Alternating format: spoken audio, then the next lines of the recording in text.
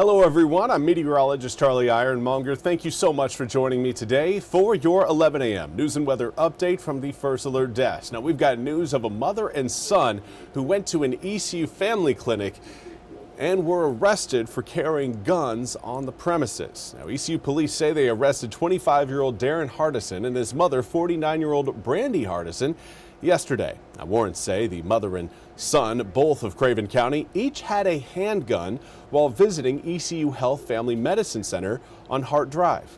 The center houses ECU's Brody School of Medicine's Department of Family Medicine. Now, both were charged with carrying a gun on educational property. Darren Hardison was also charged with carrying a concealed gun. The two posted a $10,000 bond each. And in other news, for those of you watching around Onslow County or maybe traveling into Onslow County, I do want to give you guys a quick heads up that the government center is shut down. Officials say all services in the center will not be available as crews work to restore power after an early morning power outage. According to Duke Energy, the outage was caused by equipment going offline. Now, officials say power may not be restored until 2:45 coming up this afternoon. We'll continue to update the story as we learn more information. And do want to highlight that Toys for Tots, the drive is going on now. So if you can, bring something like this. Maybe not exactly Yahtzee, but as you can see, it still has the film on it, a new and unwrapped toy. We are accepting all donations of new unwrapped toys at our studio at 275 East Arlington Boulevard in Greenville. We'll be accepting donations until December 11th, so stop by during business hours. We would again love to accept the gifts that you are getting for community members in need. Toys for Tots is sponsored by Two Men in a Truck, Hardy, Massey & Blodgett, and 264 Shoes and Apparel. We hope again that you can find it in your heart to donate to Toys for Tots and help bring some bigger smiles to the children of Eastern North Carolina, especially the needy children of Eastern North Carolina. Now let's talk about your weather forecast. It is another day with rain showers here in the east. Haven't been able to say that too often, but this week it is going to be often. We've got rain today. We'll take a 2-day break coming up for Wednesday and Thursday, and then we get back to the rain showers coming up on Friday. And unfortunately, Saturday and Sunday as well. It does look like these wet conditions are going to last a little bit longer than what I'm sure many of you may want. But for today, we'll start to see a reduction in raindrops once we get into, I would say, 2, 3, and 4 p.m. We won't see the drops completely go away until we get to, well, certainly past sunset tonight.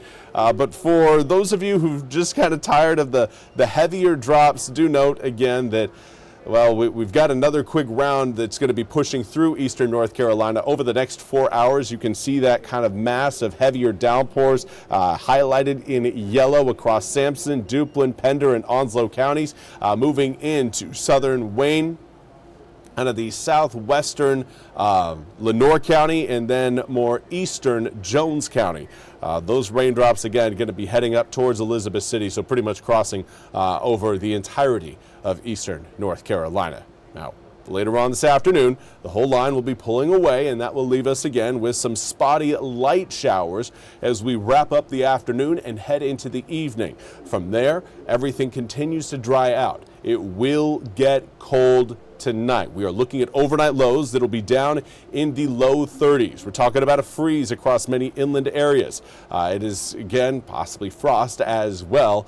Depends on how low our dew points get later on tonight with the winds shifting. Right now, seeing more of a southeasterly breeze in Washington, 49-degree air temperature. Certainly not all that warm, but in fact, actually warmer than where we were yesterday at this time. Grifton showing, again, the gray dreariness from about almost 2,000 feet up in the sky. 46 degrees in Grifton right now. Can't see the ground, but you can certainly see the cloud cover. Air temperatures, we've got quite the spread. 68 degrees right now in Stumpy Point, 66 in Hatteras, 64 in Beaufort.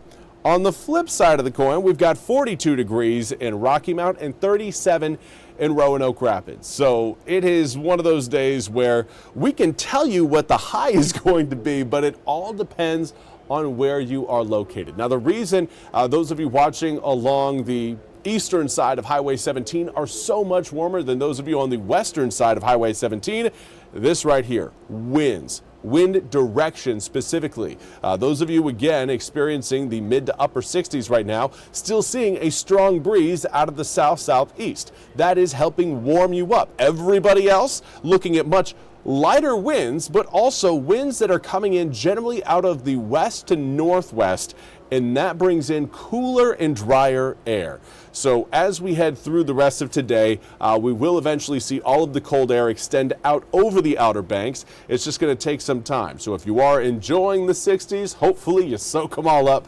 Tomorrow we are all going to be cold. 32 degrees by 7, turns to 40 degrees by 10, into the upper 40s by noon, and that's where we'll see our temperatures plateau in that upper 40s range. Yeah, maybe a few of us could sneak into the low 50s, but it's certainly not going to be a warm and toasty day.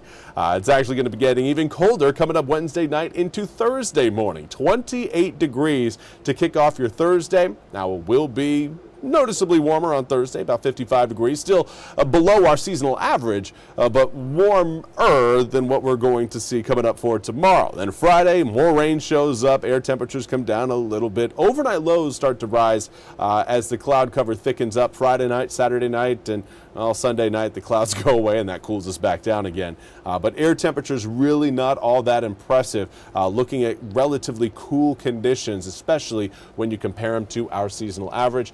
That'll be the case over the next 8 days, not just through the rest of this week and into the upcoming weekend, but into the start of next week as well. Well, that's all we have time for today's 11 a.m. news and weather update from the First Alert Desk. I want to thank you all so much for joining me. We'll be back with more news and weather coming up at the top of the hour. Until then, have a fantastic rest of your Tuesday.